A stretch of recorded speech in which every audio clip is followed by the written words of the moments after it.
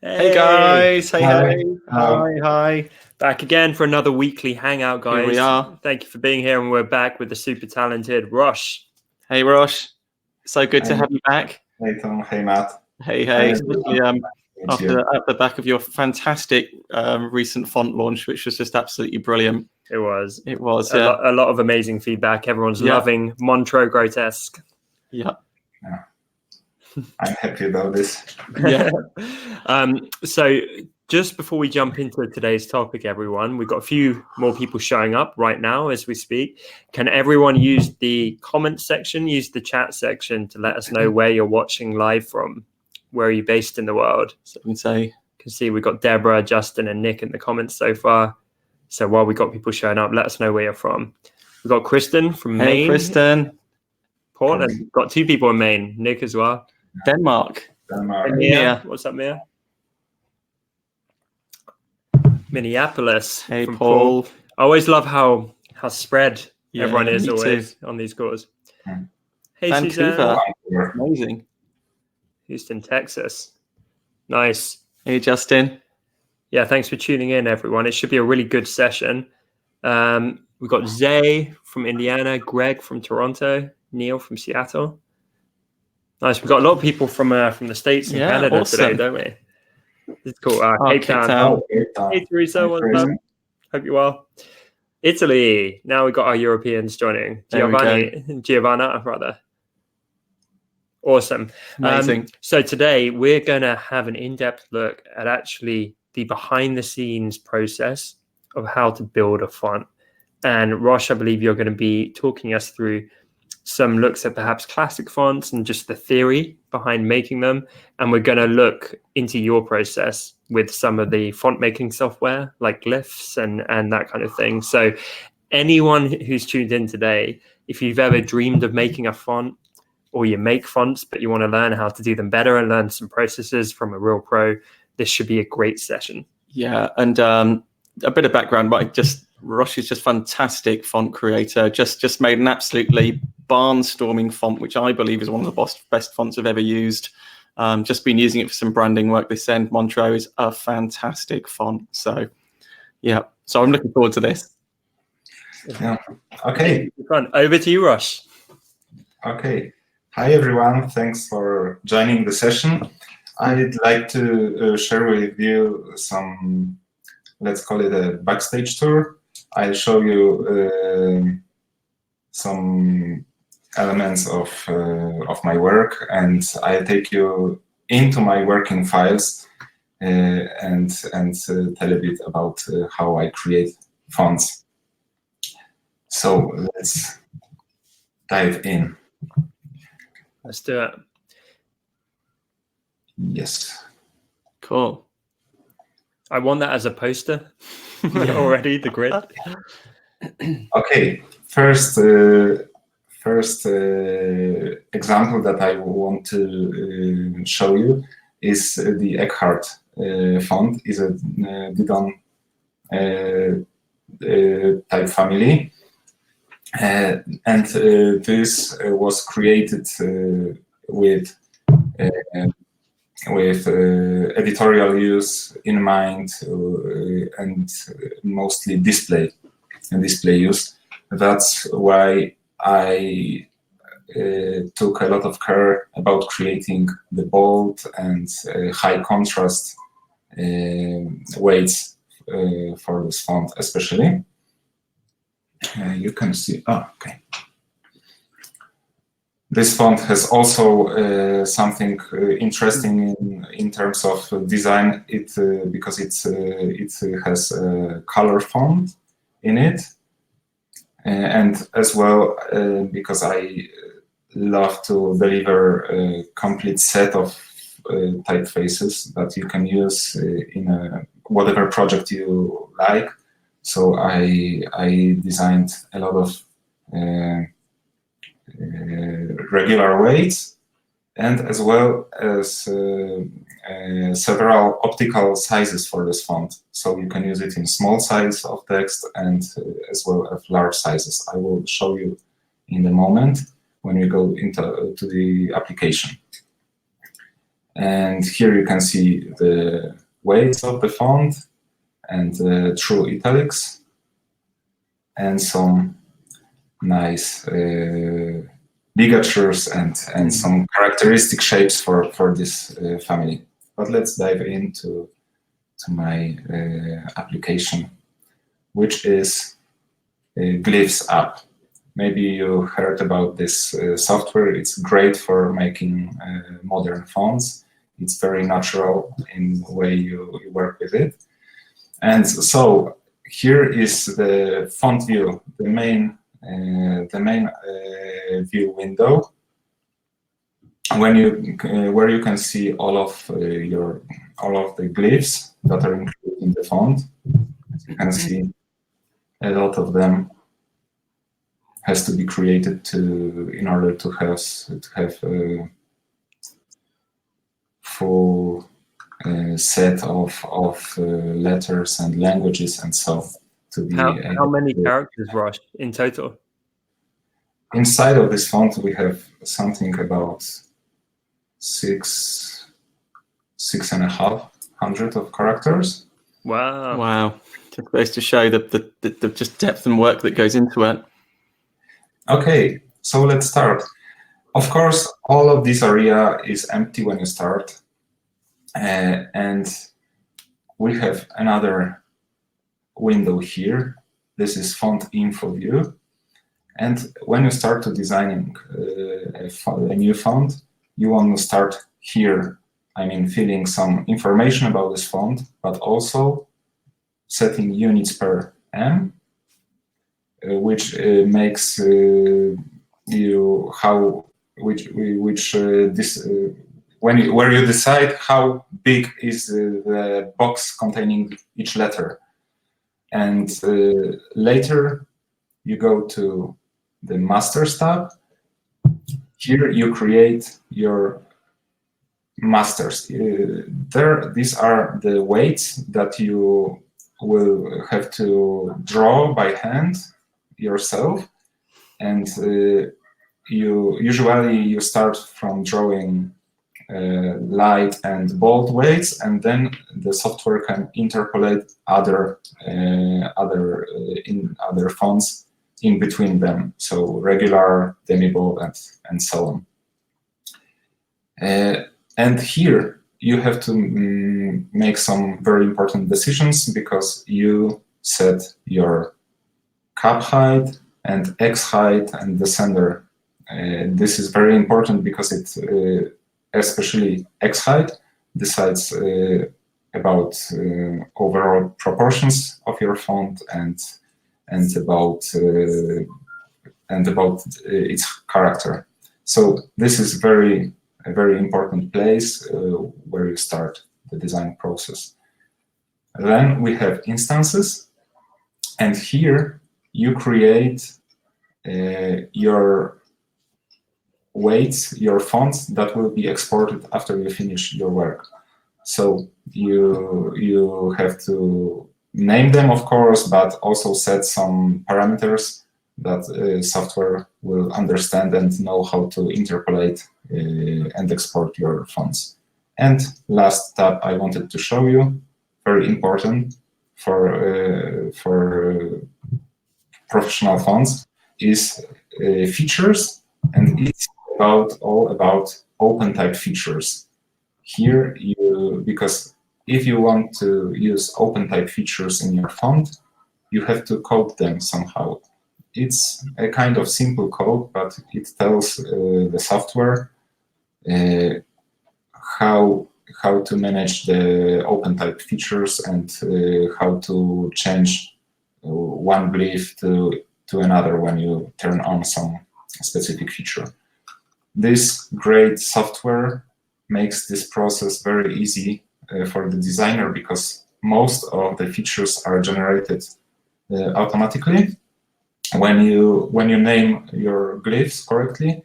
However, if you have some more complex features in your font, many open type features, very often you have to make some changes by hand because they can interfere with each other, or you maybe would like to use it in a bit different way than software developers thought you would. So this is how it looks like here.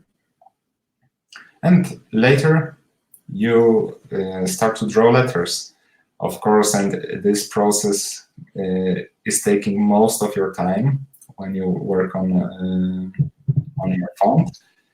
And about drawing letters, I will give you some example on a different font, but here I would like to share some other thoughts about it and show you, for example, how you work. I wanted to show you C, for example.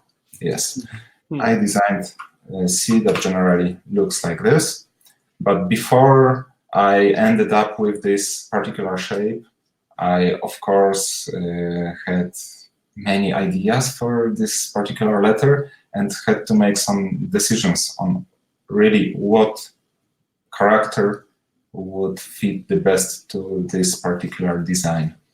And I made these experiments, and I wanted to just share you because these things you will not see in the final product. Here we have a background layer that you can store some of your outlines.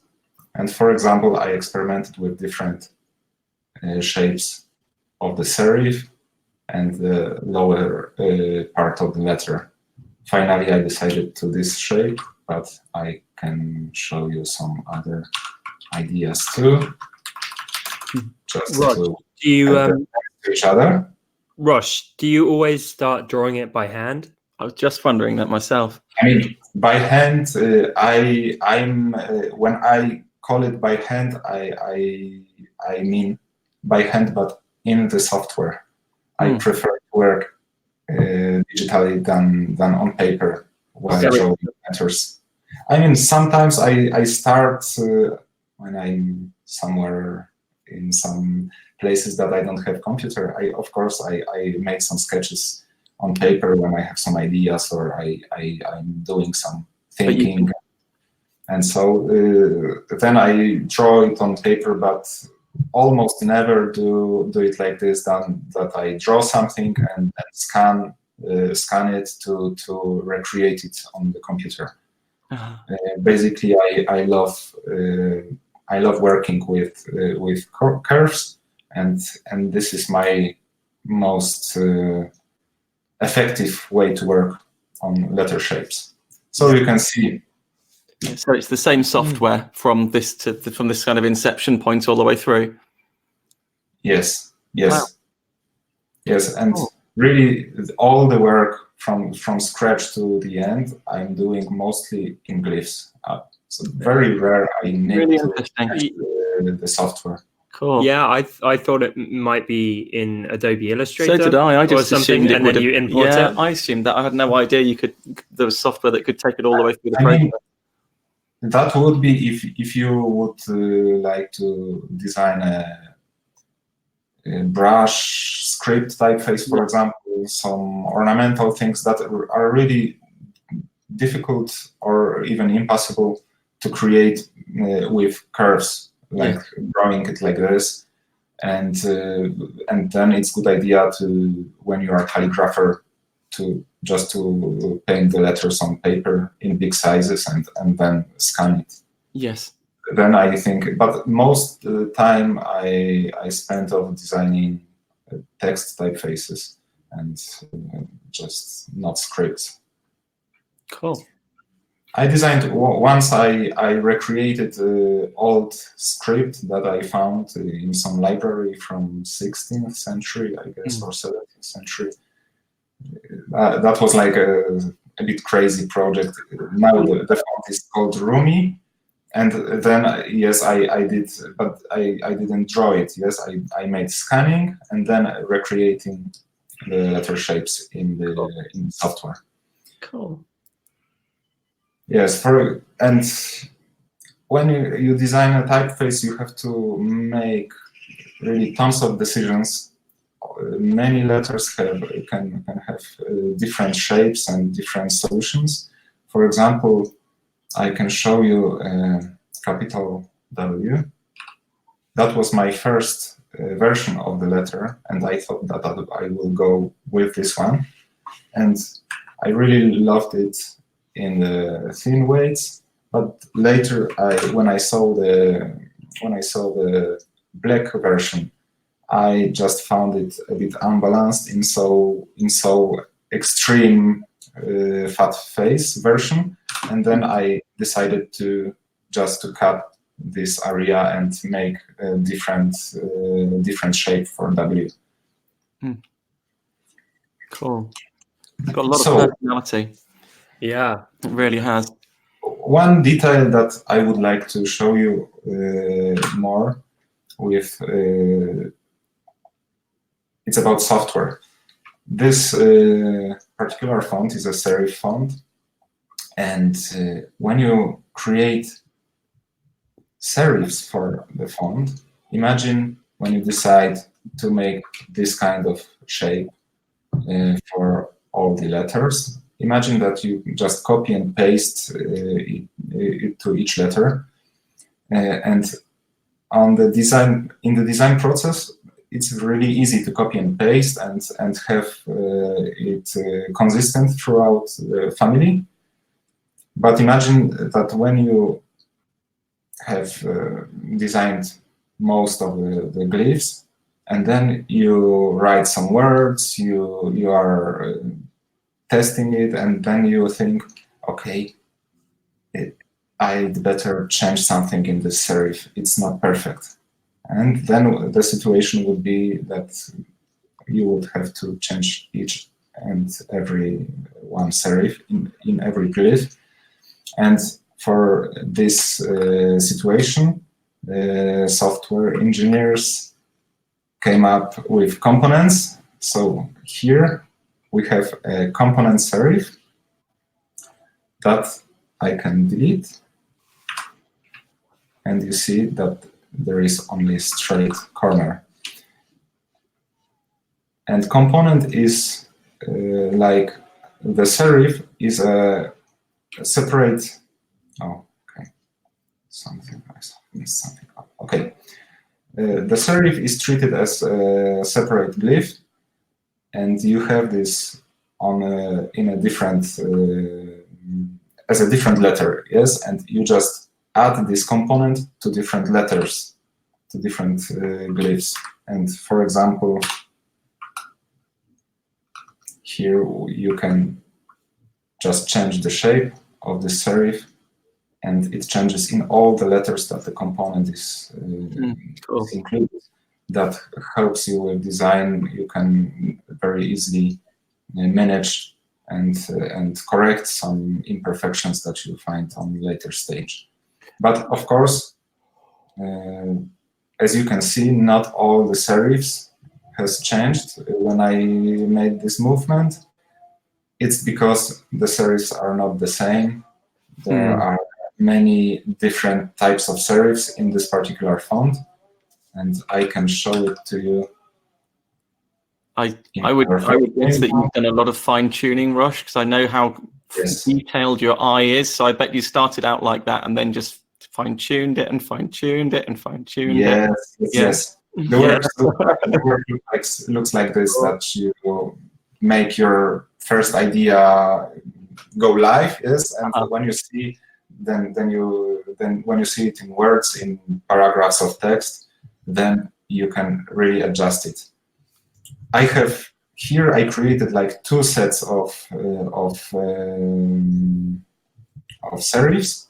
So imagine that this font uses half of them, but really this amount of components goes just into serifs.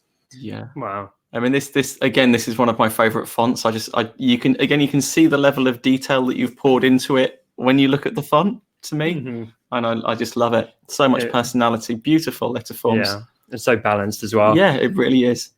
Guys, if you check out just below this live stream video, I just set up a poll. I'm interested if everyone can vote quickly, click on polls.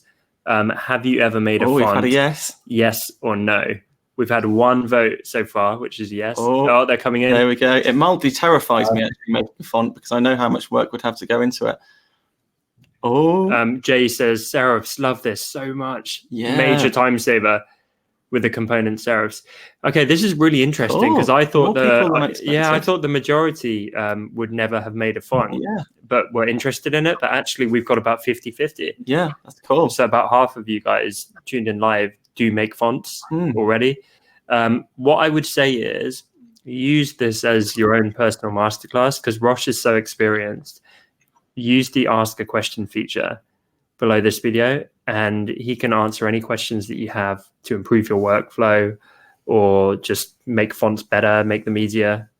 Definitely take advantage of that and use that ask a question feature for all you font makers out there. And equally, if you don't make fonts yet, and maybe it's a bit intimidating, ask any questions about getting started. So back to you, Roch. Happy to answer, of course. From the ROHH font family, I just wanted to show you one thing, because I consider ROHH family mainly as a display family. Even if you can really set all your text with ROHH because it has really carefully crafted text weights, but I really was thinking about it as a display typeface. That's why during the design process, I just came up with this idea of creating a more ornamental and playful version of it. And that is how I created ROHH Folk. And the name Folk is because the main idea is around the ornaments ornaments are made inspired by Polish folk art, which looks like this, more or less. And somehow I thought, okay, it's maybe a bit crazy idea, but let's check how it would look like when I do the Didone with this kind of ornaments. And that was the inspiration, of course. The end effect is not exactly like this, but I can show you now the ROHH color font with these flowers and leaves. And just wanted to show you on the example of this font how you work on a color font, because this is something like not so widely spread yet, but it gives some fun. Really cool. Really great. We can see Roch Paul in the comments wants to do a book using ROHH. Yeah. Is that Paul Hallam? Let us know. Paul Hallam is one of our community members. He makes children's books. Unless it's another Paul, and then let us know. And Greg's agreeing that it's a beautiful, well-crafted font. Absolutely, it really is. It's so balanced. Really is, yeah. Roch, you've become one of my favorite font designers in the world. My favorite, I think. Yeah, I think my favorite too. Yeah. And here I just wanted to show you how we work on a color font inside of Glyphs app, because of course you can work on a color font in Adobe Illustrator, for example, and make a lot of work there. But for this particular font, I worked only and exclusively in Glyphs app and made everything in Glyphs app. And in order to make these colors, you just need to create a layer for each color and then just draw these outlines, these shapes that you want to include in this particular color on this layer. So you draw many layers with different colors.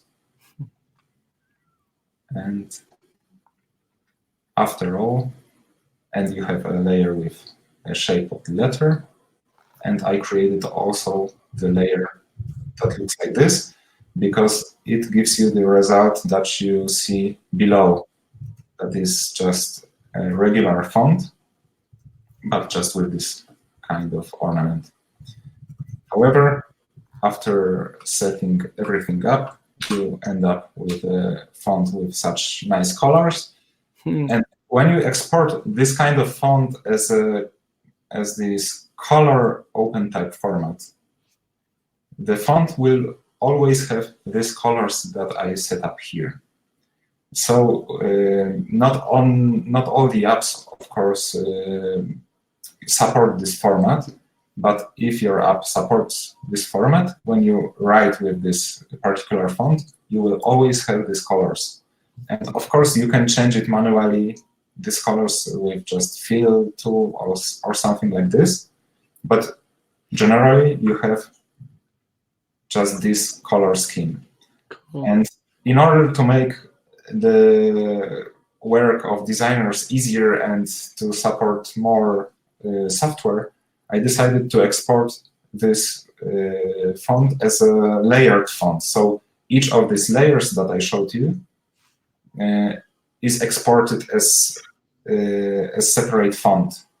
And you just write like several times one layer on another in the software, and then you can set your colors for each layer very easily. That's awesome. Really clever. Brilliant. And the rest of the work is, of course, the same like for every other font. It's just like you have these layers. Okay, this would be enough about Eckhart. Because we have the subject of our meeting is recreating old fonts, old typefaces.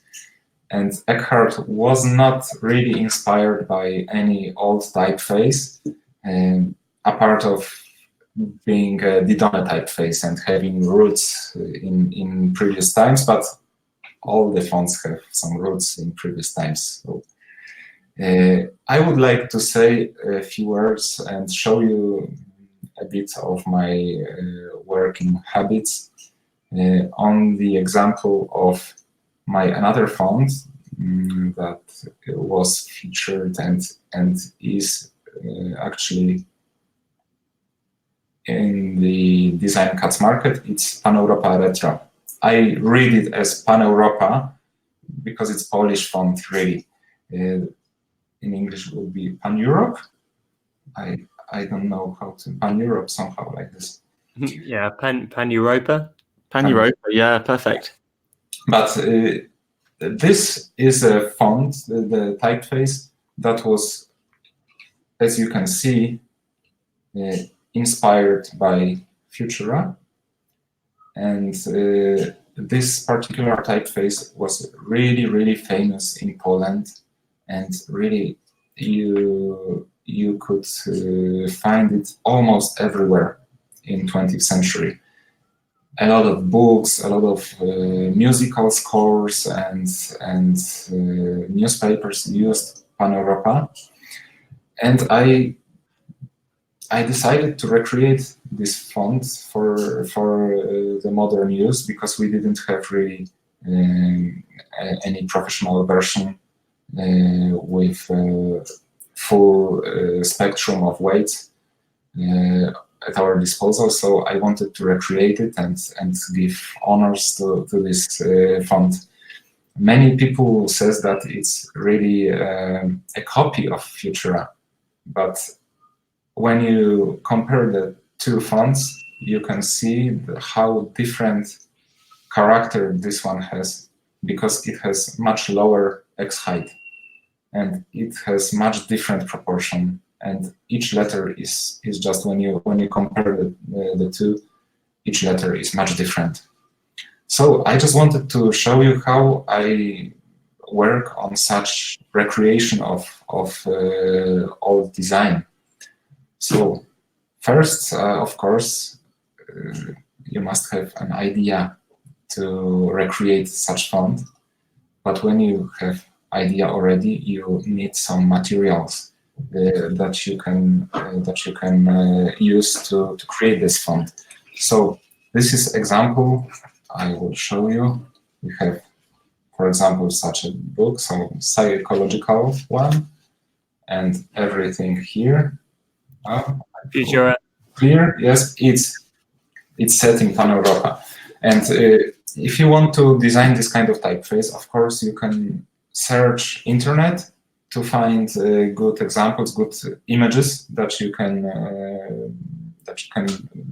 have as a starting point, or you can try to find something printed. So I searched the internet and found a Polish catalog of fonts of Foundry that was very active in 20th century, and I just show you some pages.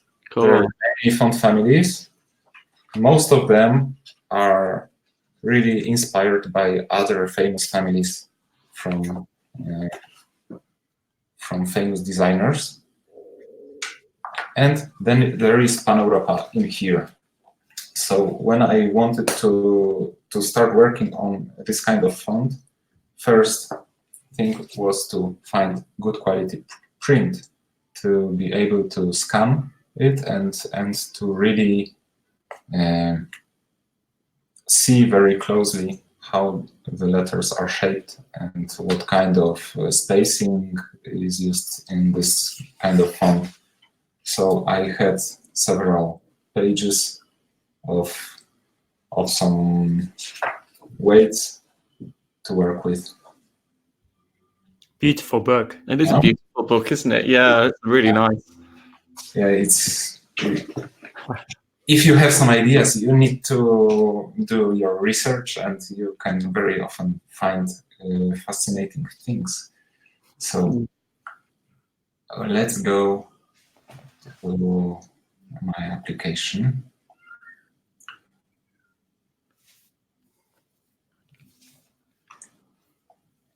Okay. And again, we are in our font view. And here for this particular font, I created 3 main layers to make the interpolation work. I could create just 2 layers for this font, but then I didn't like the effect how the software interpolated in between the medium weights. That's why I had to add the third weight that I manually had to design. And usually, if I work on sans serif fonts, and here I don't have really hairline weight. Usually, when I work on more modern projects, I try to include from hairline to black or extra black, and then 3 masters are not enough to have good interpolation, and usually I end up with 4 masters.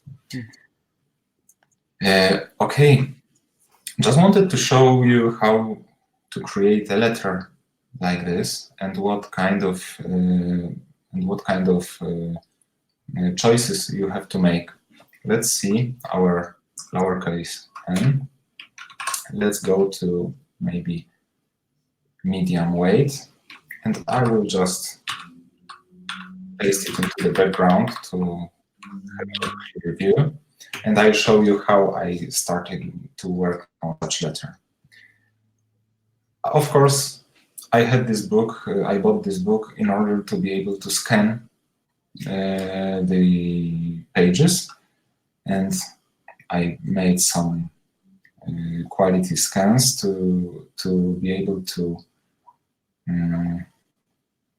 work on them in the software. And let's import an image in here. Okay, so we have the image, but we have to make it as big as our x height, really. We have our lowercase n here, and we must make it bigger. I just prepared myself how big it should be to make it faster, so I will just type in the numbers. Okay, and let's put it in place. Some designers maybe would prefer to just scan this this image and then convert this raster image into curves in some software. Even Glyphs app can do this, but of course Adobe Illustrator maybe makes this work best, and the quality is best. And some designers maybe would prefer to scan it and convert it in other application. I didn't like to do this because I preferred to make this font look retro, but not to have this rough edges and make it usable in modern cases, not only vintage projects. Mm-hmm. That's why I wanted to have good, sharp lines here, and I decided that the really faster way would be to draw the letter. And when you set up your workspace like this, you can just easily and quite fast draw this letter. I will do it quickly right now. As you can see, I made only the first stem. Now I align the points to have it on the same in one line.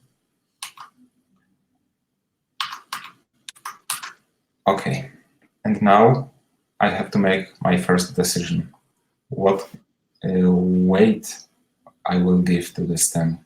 How fat it has to be? Let's say it will be 90 points. But as you can see, it's not so obvious when you have this kind of scan. Yes, you have to make decisions, and if two designers make a recreation of the same font, it will not be the same. It's impossible because you have to make these decisions. And okay, let's create another. Now, when we decided that it's 90, we can create this second stem and shoulder. You see that for the beginning, I don't use curves. I can do it, convert it to curves later. For me, it's working faster like this. Align these points. And you see, it's wide 93 points. So I make it 90. And this is wide 94. Okay, so we have to add. On the curve, are you just putting those to the highest points of the curve? Yes, because the rule number one is to have the points on the extremes of the curves. Mm-hmm. If you are able to do this, it's not always possible.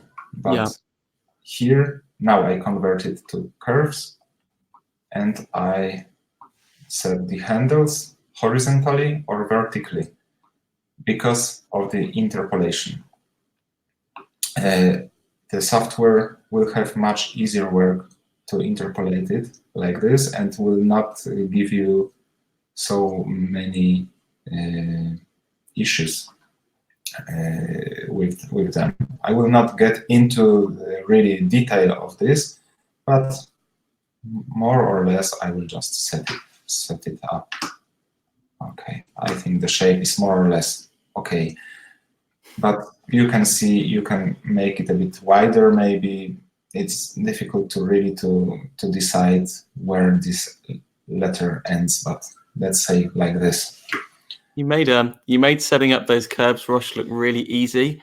But whenever I've tried to do this kind of thing in Illustrator, I find it really quite difficult to get a nice shape to the curves. Yes, now it's a bit easier because you have your template underneath because you see other letter. Yeah. So I just recreated more or less these curves. However, I wouldn't end probably with this shape when I would like to make it production ready. Yes, let's call it like this. But it's easier here, and also Glyphs app is much better to work on curves than Adobe or any other app. It's just perfect for curves. It has many little. Now I haven't done anything special, but it has many like key shortcuts and some nice things that makes working with curves much more natural. I see. But let's see the letter now. We have the shape more or less ready, but the letter doesn't look like retro or vintage, and I wanted to create it in a bit vintage manner. So what can we do? And I didn't want to do it rough, to make it like grunge or something like this. So we can soften the edges, like to produce effect of not maybe perfect print. So let's try to soften the edges. We have filters, and in filters we can round corners. And let's say, okay,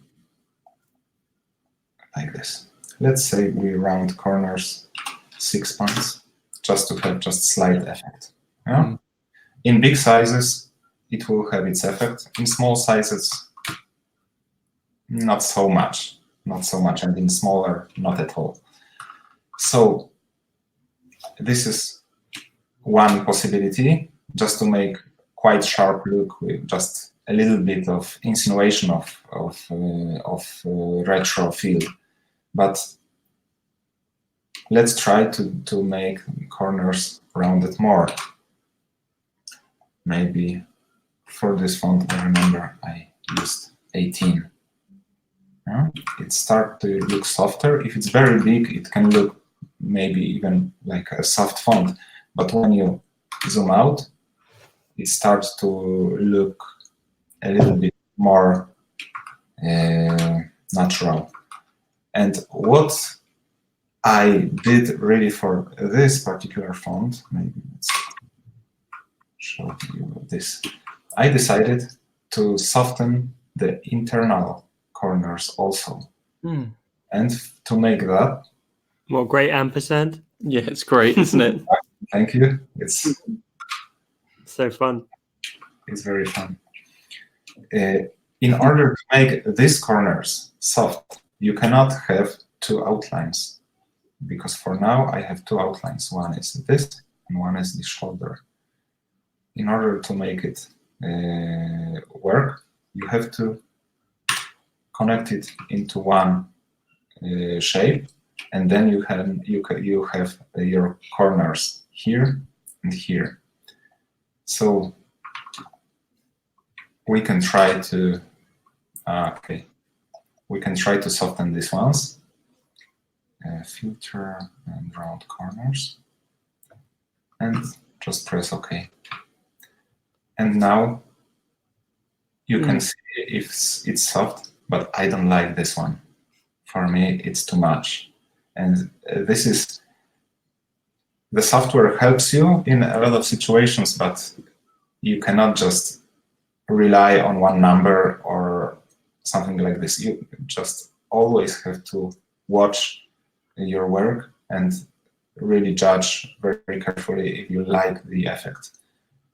This one was too much for me, so for this particular font, I decided to go with half of this, and it's much more natural. However, the curve here is not perfect. Maybe some hand adjusting would correct it. This is this is better. It makes you, it's deceptively simple looking at the font, but it makes you realize just how much of your own character you're actually putting into the font. Yes. How many I wanted to show, yes. Yeah, I wanted to show it to you just to show you how different effects you can have by changing little things. Yes. And now I will show you my original design here, what I came up for my production font. Maybe let's just erase the image. We don't need it anymore. And let's try. Oh, you can see that I made it completely different here, just to make it as a one curve. So we'll have to delete this font and maybe do something like this. But even though then, when you compare letters, you can see that finally I decided to make this letter a bit wider, just to have better proportion in my font. I tried to not to change too much from the original design, but when I saw it in the final effect, yeah, I decided just to have slightly different proportions to make it easier for the eye. You can see that I made this ink track much deeper. And as well, if you would watch it very closely, I made a little bit of an angle here, not straight line, as well as I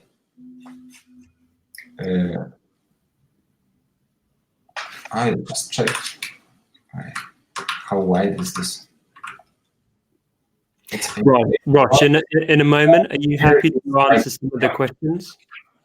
Yes, just this. I also make this a little bit thinner, just to make a better balance, not to have the spur too thick.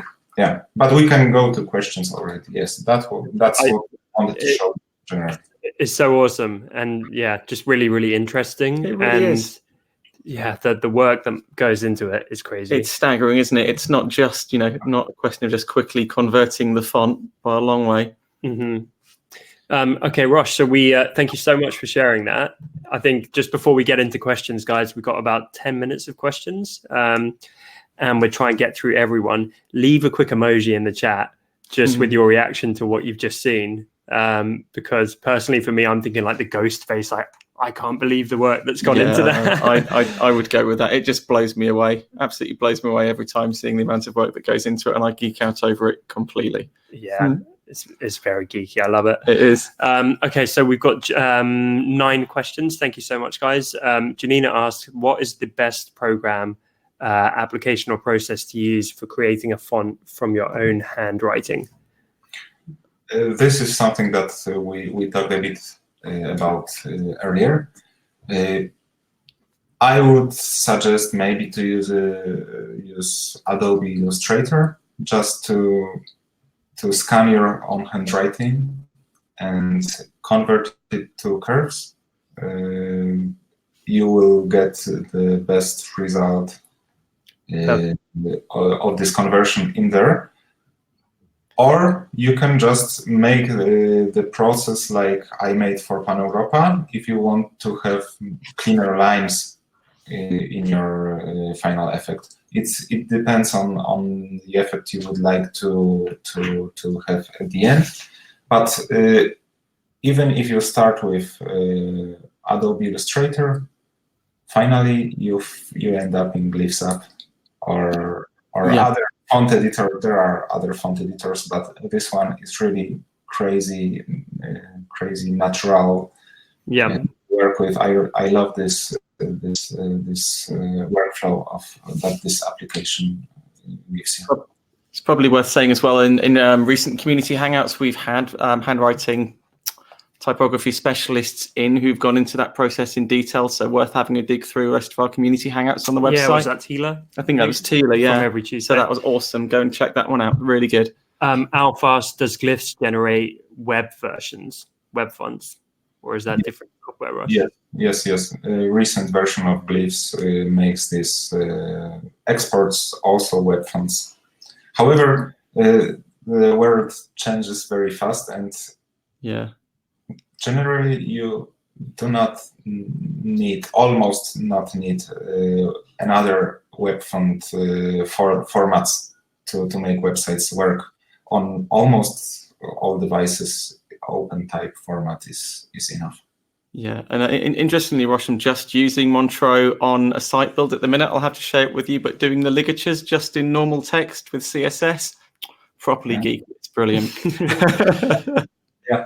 We got a question from Dan as well, who says, what do you find to be the greatest challenge when building your fonts using the software or your process? So I guess, what is the biggest challenge when you're making a font? The biggest challenge is your eye, because technically, yes, there are a lot of quirks that you have to overcome, especially when you create big font families that has to interpolate well to a lot of fonts. But the most demanding thing is to make a font that has consistent color and good proportions, and this demands most experience and good taste, and this also takes most of your time. Also, spacing is very important, but all of these technical issues are guided by your eye, and with font design is all about optical effect. So you really need some experience and a lot of patience and a lot of time for just watching, printing, and comparing versions and looking when you change something, just to check how it influenced the overall look. Not all changes are good for your design, of course.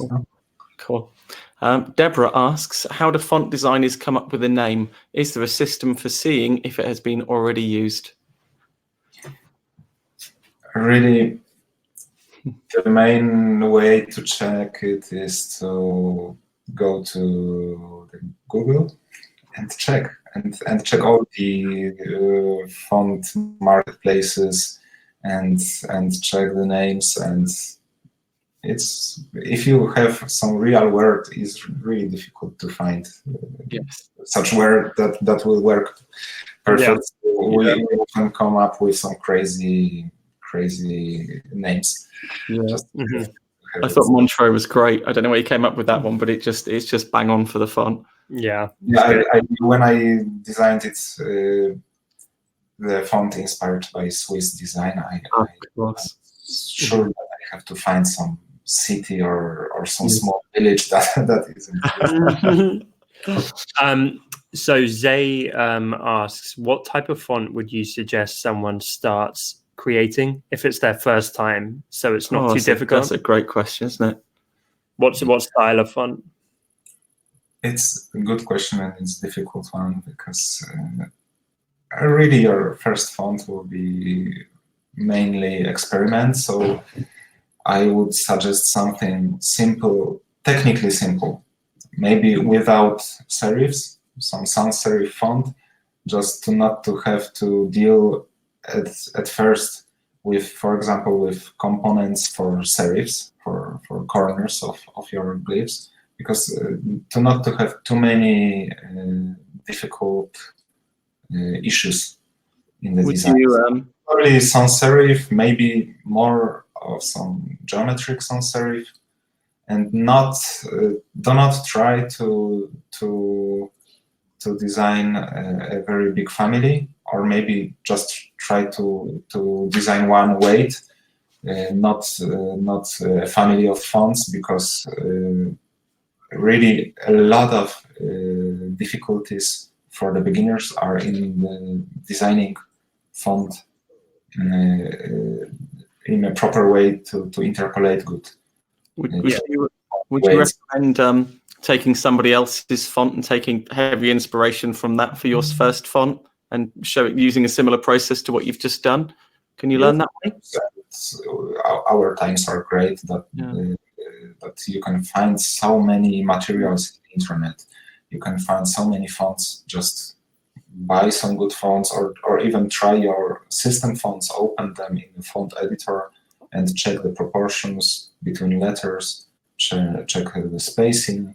But of course, if you want to design a font that will work and be of decent quality, read first about history, about design process. There are some books that tell about font design. There are not maybe very many of them, but really you need to have the ground in knowledge before starting the design. Of course, most important is practice. This is the most important thing, and the experience, but you need some knowledge. Yeah, practice makes perfect. Yes. Roch, I think that might be all we have time for. But if people have, it's brilliant. I think there might be a few more questions, so perhaps post them in our Facebook group, which should be at designcutscommunity.com. It should take you to the Facebook group. And Roch, possibly if you were willing to answer any additional questions in the Facebook group, we would really appreciate it. Okay, great. Fantastic. Thank you. The team can work that out with you. But yeah, thank you so much. Yeah, thanks ever so much. An excellent insight into your work as ever, and just fascinating. Brilliant. Thank you. So good. And yeah. If you haven't seen Roch's amazing fonts, be sure to click the shiny green button directly go check below them this out. video. They're great. If you want to buy them, fantastic. But even if you don't need a new font in your life, go and just look at them because they're so beautiful. It's a really good insight into a professionally made font. Yeah. But thank you, everyone, for tuning in live. As always, you've been fantastic. And Roch, thank you for being so generous with your time and expertise. We appreciate you so much, as always. Amazing. Thank you, Roch. Brilliant. Thank you very much. See you guys. Bye, guys. Bye. Have a good rest of your day. See ya.